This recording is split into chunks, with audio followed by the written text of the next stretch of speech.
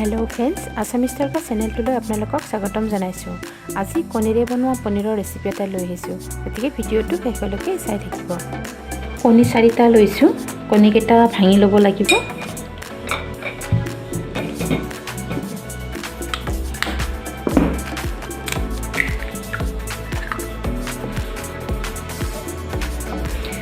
কণী 4টা ভাঙি ল'লোঁ। এতিয়া ফেটি ল'ম।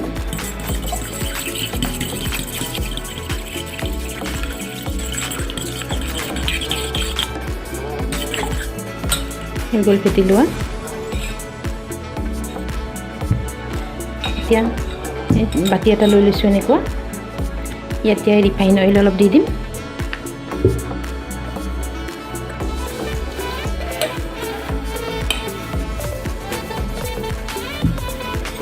এতিয়া পনীৰ মিশ্ৰণখিনি ইয়াত দি দিম।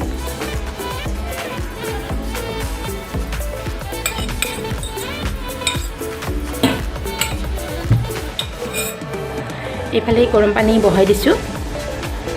ৰিং এটা মই দি দিছোঁ ইয়াতে।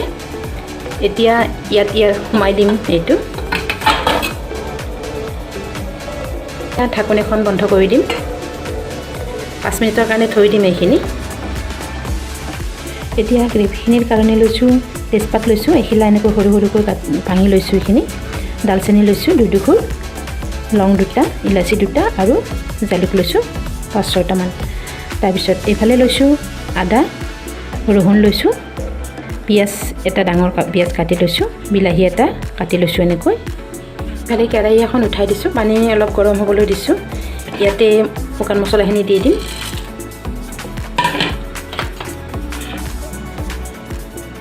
লগতে এইখিনিও দি দিছোঁ।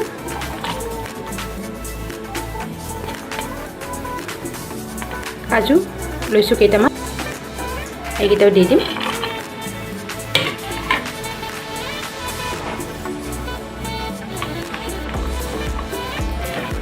বিলাহীখিনি সিজি যোৱালৈকে ৰৈ থাকিম। সেইখিনি হৈ গৈছে দেখিছে। এতিয়া গেছটো বন্ধ কৰি দিম। ঠাণ্ডা হ'লে উলিয়াই ল'ম ইয়াৰ পৰা।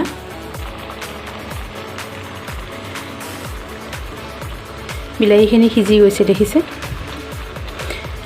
এতিয়া গেছটো বন্ধ কৰি দিছোঁ।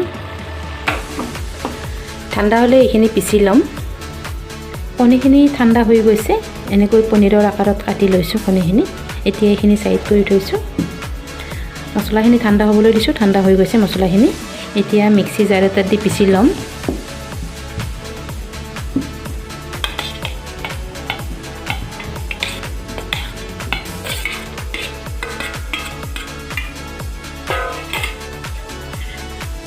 এইফালে কেৰাহী এখন উঠাই দিছোঁ। তাতে সৰিয়হ তেল দি দিছোঁ। তেলখিনি গৰম হৈ গৈছে। ইয়াত জিৰা দি দিছোঁ কেইটামান, হালধি দি দিছোঁ, জিৰাৰ গুড়ি দি দিছোঁ, ধনিয়া গুড়ি দি দিছোঁ,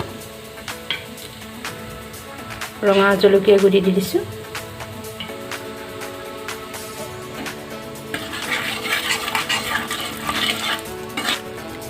এতিয়া এখন এনেকুৱা চেকনি লৈ লৈছোঁ। ইয়াত পিচি লোৱা মছলাখিনি দি দিম ইয়াতে।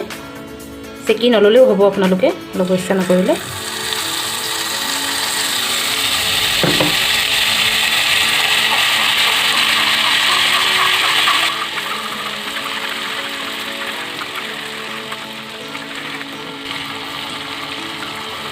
অলপ পানী দি দিছোঁ।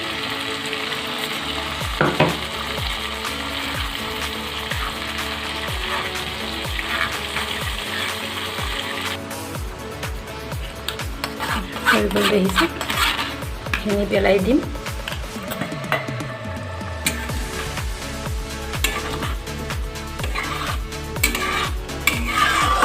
সিজোৱা পানীখিনি ৰৈ গৈছিলে, সেইখিনি দি দিছোঁ।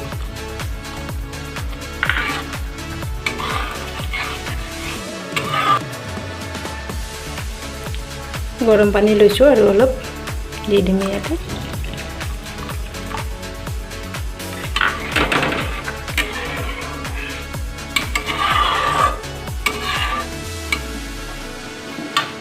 এতিয়া নিমখ দি দিম সোৱাদ অনুসৰি।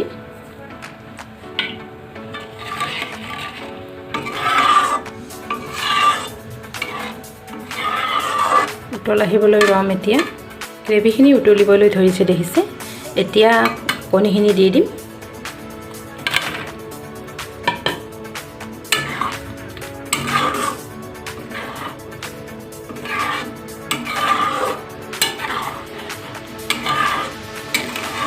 এইখিনি 3 মিনিটমান সময় উতলিবলৈ দিম এতিয়া অকমান গৰম মছলা দি দিম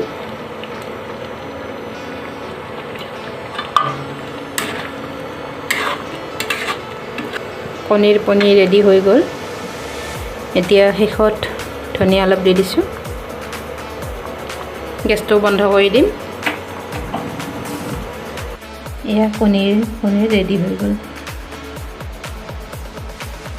ভিডিঅ'টো যদি ভাল পায় তেতিয়াহ'লে লাইক কৰিব শ্বেয়াৰ কৰিব কমেণ্ট কৰিব আৰু ছাবস্ক্ৰাইব কৰি দিব ধন্যবাদ